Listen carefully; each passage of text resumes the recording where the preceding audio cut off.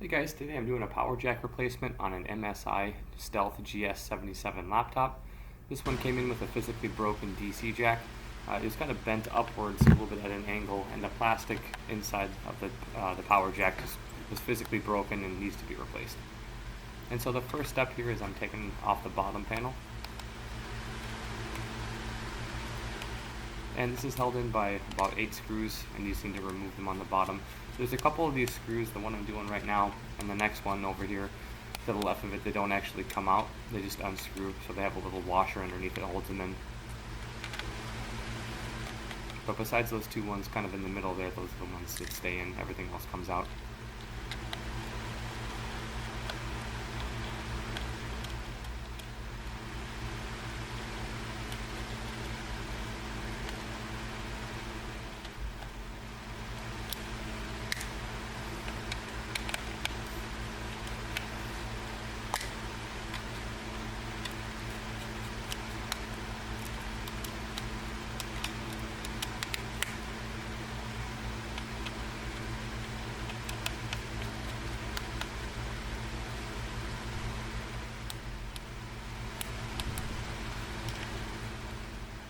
Alright, looks like those two top ones stay in too, actually. And here I'm just going to take my thin guitar pick and just pry around the edge of the bottom cover. And you should try to find a little, kind of a little insert to get that the guitar pick under the edge of the bottom cover.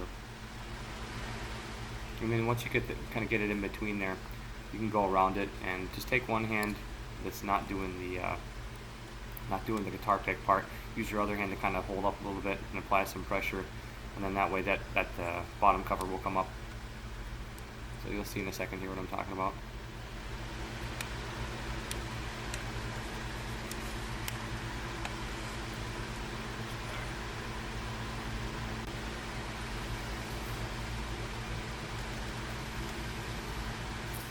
So there I just found a little seam. Just going in between there. Just go all the way around.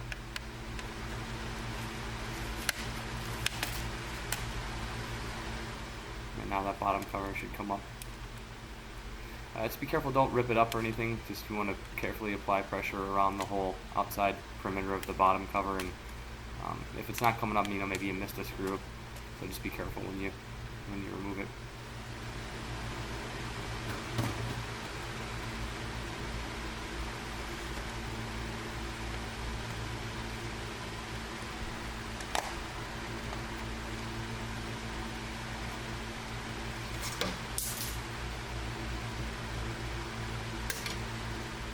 And typically the first thing I like to do on these laptops is detach the battery.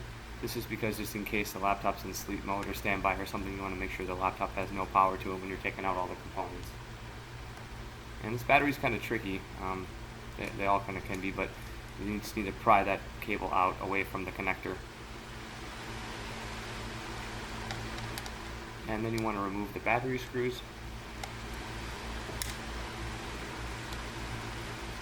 And be careful of that ribbon cable that you see on top of the battery there. It's actually kind of has some kind of adhesive that's holding that cable into place. So don't just rip up on the battery. Once you remove those screws, that's going to have to be detached properly, or get it off of the battery, knowing that there's that adhesive there. You want to be careful that you don't mess up the ribbon cable.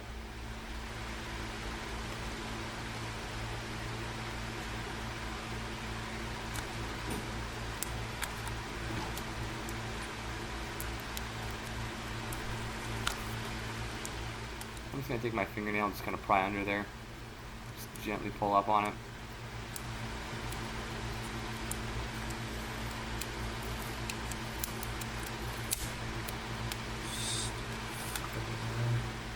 And the battery can come out now.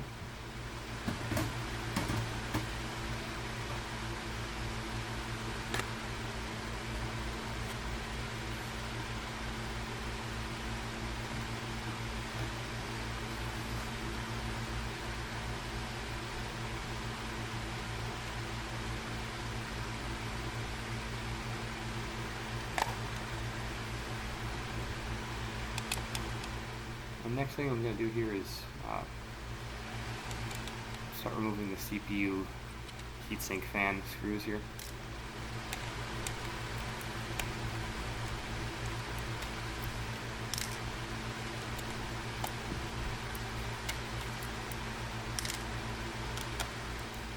And just so you know, there's two screws, spots where screws could go on these fans that when you take off the bottom cover, you notice there's nothing there, and that's because they're actually coming from the top of the bottom cover. So when you put this thing back together, they're the ones that are in the middle, kind of, center left middle, center right middle of that fan there. And those are actually going to be screws from the bottom cover that come in from the top and screw into the fan. So don't think you missed a screw or something when you see one of those empty.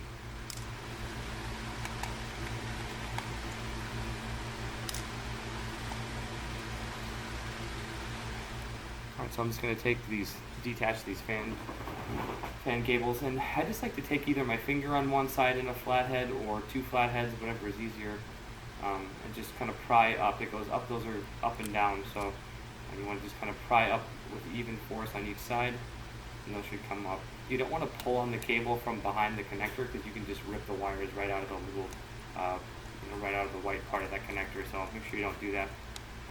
And now that all the screws are removed, I'm just going to be taking that heatsink off.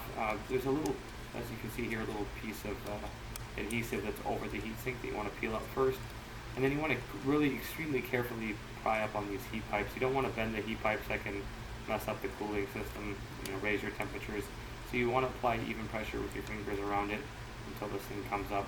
And here I noticed I missed a fan screw, so that's part of my problems, which is another example of why you never want to just wrench on something. But now that fan screws out, you can see it comes up relatively easily. And I have access to the GPU and the CPU if you want to redo the thermal paste. This one looks okay, but that's something you can do at the same time. Sometimes when a customer requests that, I'll redo that thermal paste if the laptop is a few years old.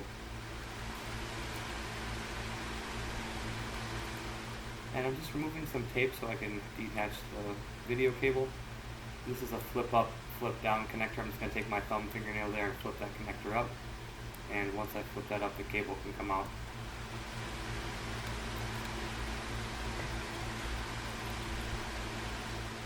And I recommend just relocking those connectors, because when you take the motherboard out to do the power jack repair, you don't want it to lay flush on that open connector. So, same thing with this one here, just removing some tape. Got another connector. I think the first one might have been the webcam, or it's using two cables for the screen, but same thing. You take your fingernail, you flip that lock connector up, remove the cable, and then you can flip that connector back down in the lock position. So there it's unlocked, I pulled out, and then just push it back down. And here I'm just going to detach the Wi-Fi leads, the wireless antenna. You just kind of pry up a little bit with your flathead.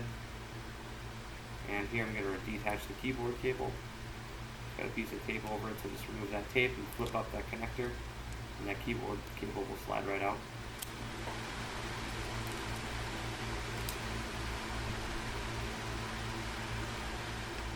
And here I'm going to remove the SSD drive. I think it's blocking the cable connector a little bit. This is something you could upgrade. It's also got a slot for a second one. And so now I'm going to take my flathead, just flip that connector up. This is for the touchpad. Remove the tape first, obviously, but flip that connector up, and then that cable is unlocked and it can come out. And then make sure you flip it back down. And here I think I'm doing the speaker.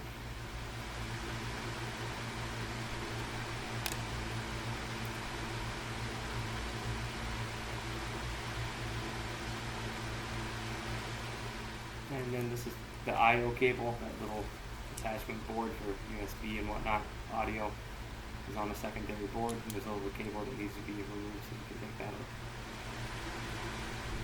But in this case, you want to be really careful with this cable, kind of like the video cable.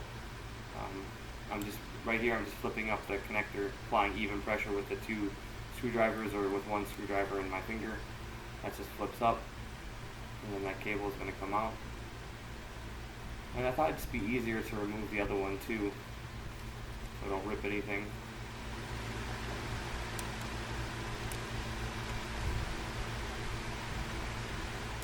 But this is such a small length that there's really nowhere for it to go.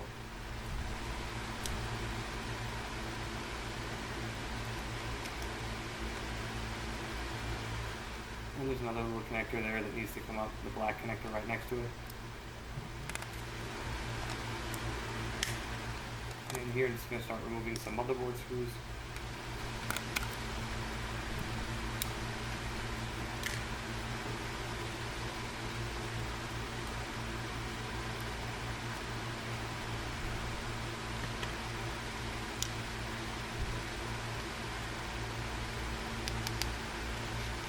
Motherboard screw that needs to come out, right with the Wi-Fi card.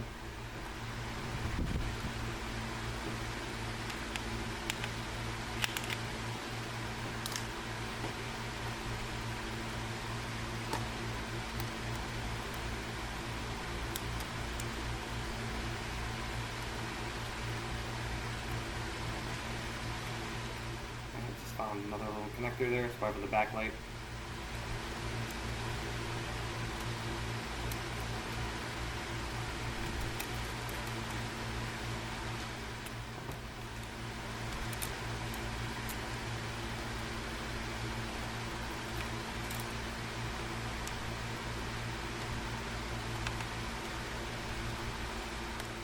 I'm going to put that connector down for the I/O board.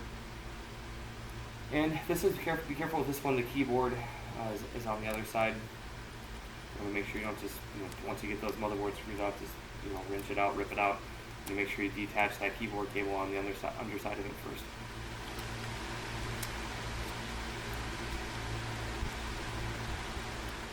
That's just a flip up, flip down connector like all the other ones. And now we got the motherboard free, so we can start replacing the DC jack. As you can see there, it's kind of bent up, it's broken. Going to need a new port.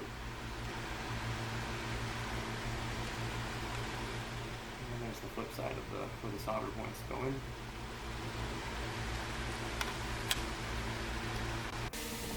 Alright, I sped the video up a little bit for this part because it's kind of tedious just to watch it in real time, so I sped this thing up so we don't have to sit here and watch me desolder for 25 minutes straight. But they had a little strip, I don't know if that's like a grounding strip or something, that had to be peeled up to get access these back solder points. And so here I'm going to add my flux to this thing and add my solder, my typical operating procedure of adding flux and solder to the jack before I start trying to desolder it.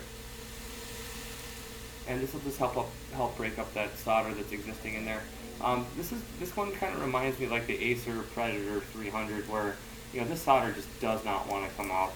You use the desoldering braid and you add solder and you add flux, and you do the best you can trying to use that braid to remove it, but it just does not want to come up at all, and you have to use the air soldering station to actually get it out of there. And then once you do use the desoldering braid after it's out of there, it just does not want to come up again. So definitely more on the more skilled side of this kind of repair, as far as like a 1 to 10 to go, I'd give this thing probably like a 9 or a 10 as far as difficulty to desolder. And your novice soldering person probably won't be able to get this job done. And this is why I offer this service. In this case, it's about $100, for the parts and labor. But instead of my $69 one, this jack is a little bit more expensive and hard to get. Just more proprietary, less demand, less use, so it's going to be a little bit of a higher price. But these back 3 solder points were definitely the most pesky. That solder just did not want to come out of there whatsoever, so just had to go over it again and again and again. And when I do the process of adding the solder and the flux, it's not necessarily a one-time thing. As you can see so far in the video, I've re-added solder and flux to those back pins again, so it needed to be done twice. But that solder just does not want to come up and out of there. So what I have to do is resort to the air soldering station with this thing. And so here I'm just going to tape up this little, I think that's an HDMI port next to it, and get my air soldering station out to try to get the jack removed properly. This one took a while. These motherboards, like this GS77, and like I had mentioned before, the Acer Predator 300, they're just really thick gaming motherboards. There's a lot going on there. So they're just multiple layers to that PCB. It's some of these laptops I work on, the boards are super thin. Those ones heat up really nicely, really easily, and the jack comes off quickly. And these larger gaming laptops with these thick PCBs, it just takes much longer with the air soldering for it to come up. So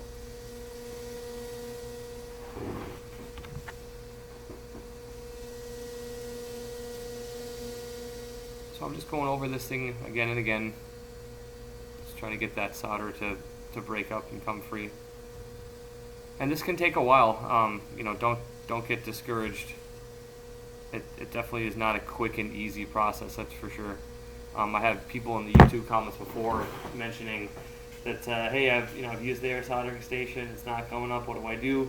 And really, you can raise the temperature is option number one. Sometimes I've found over the years that the operating temperature just isn't high enough, so I have to bump it up. I typically do around 400 degrees Celsius, and sometimes I have to bump it up to 425, 446, somewhere around there to get that jack to come out on these, like I said, on these thicker board, thicker PCB style ones. They need a little bit higher temperature. But yeah, this is definitely not an easy one. As you can see though, that flux is starting to melt, or the solder is starting to melt in the through hole. So that's a sign that it's starting to come. That's why I have the tweezers in the other hand. I'm kind of checking out to see how loose it is. And sorry for blocking the angle here, but there's really not much I can do. I'm kind of have that thing directly over, trying to get that heat over each one of those through holes evenly. And there we go. Finally, that thing heated up. We got the jack out. As you can see, there's still some solder left in this thing that needs to be removed, and which is going to be the next process. And just going back at it again, add fresh solder and add flux to this thing to try to break up the solder in there and get it removed with the braid. But this is much easier said than done, and it's definitely a difficult repair job in this MSI GS77. And there's just a little chunk of the jack still stuck in there, so I'm just heating it up with the soldering iron and taking the tweezers and removing it. Yeah, that's another technique. I had someone in the comments the other day, so they sent me a picture via email with a picture of just that right there. They had a little leg of the DC jack still stuck in the board, and they were wondering how to get it out. That's one way you can do it, is take a pliers or tweezers, hold on to that leg with one hand, and with the other hand, just you put that soldering iron over that through hole and heat it up and just gently remove it. And here I'm just adding more solder to these holes. The idea with adding solder to the holes is you're going to heat up that existing solder, and it's just going to make the whole desoldering process with the braid much easier. If you try to just go at it without flux and without solder, it's going to be virtually impossible for that thing to come up. So definitely it helps to add some solder, add some flux, get that old existing solder disrupted and get it flowing and all heated up.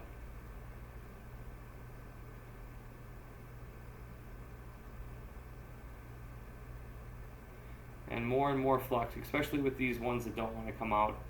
You can just be very liberal with the flux, add lots of it. You're always just going to clean it up at the end anyway. You're not going to damage anything. It's just going to be helping yourself by adding more flux. It helps suck that solder up into the braid much better. And here I'm just laying that chisel tip iron over or kind of like laying it down over the through hole. And what I'm doing there is I'm just getting more surface area with that tip. If you have like one of those pointy tips, and you have to if you just think about it, that pointy little tip is teeny. All the heat is concentrated at the tip of that thing, so there's just not much surface area. So when I have the chisel tip, you have a lot of surface area just at the tip itself, but these long rectangular through holes, just kind of laying that side of that chisel tip down into the hole is a really good technique to get that solder to come up.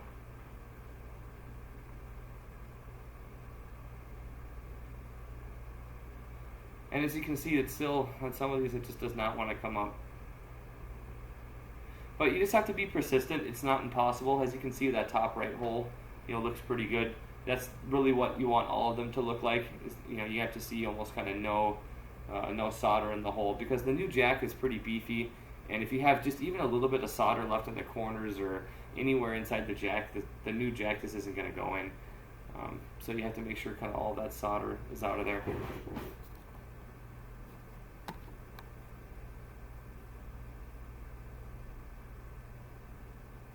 And this is definitely a tedious part of the process. It can go for a while. And like I said earlier in the video, sometimes I have to add solder and add flux a second, a third, even a fourth or more times just to get that thing going until the solder actually comes up out of there. So don't think necessarily you need to get it on your first pass. Sometimes it's going to take a while.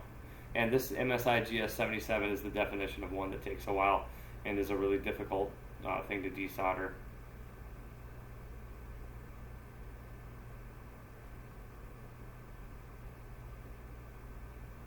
And coming up pretty quick here, guys, I lost the rest of the part of the video.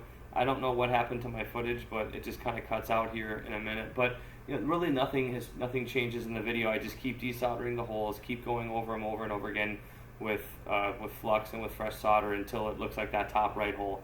And then you just simply put the new jack in, solder it down, and away you go. So this is one of those things where it just takes time.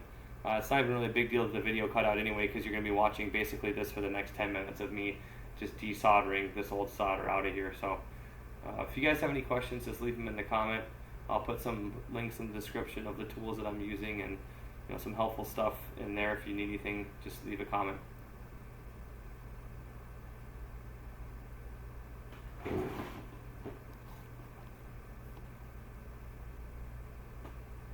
Thanks so much for watching, guys. Have a great day.